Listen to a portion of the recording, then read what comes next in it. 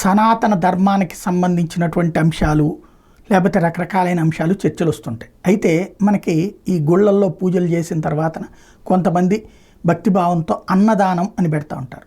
ఒకప్పుడు అన్నదానం అనే కాన్సెప్ట్ ఏంటంటే పేదల కోసం మాత్రమే పెట్టేవాళ్ళు.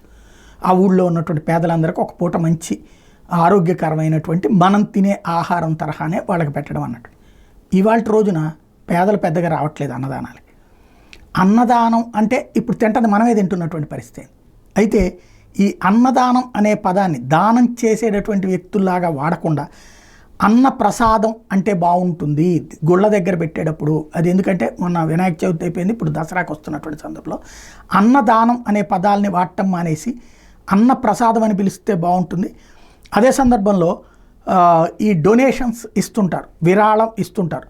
దాన్ని విరాళం అనినో లేకపోతే దాతలు అని కాకుండా భక్తులు సమర్పించినటువంటిది, భక్తుల సమర్పణ అన్నటువంటిది ప్రకటిస్తే ఇంకా బాగుంటుంది. ఎందుకంటే దేవుడికే డబ్బులు పెట్టేటటువంటి దాతల స్థాయిలో మనల్ని మనం అనుకోవడం కరెక్టా అన్నది ఓ సందేహం.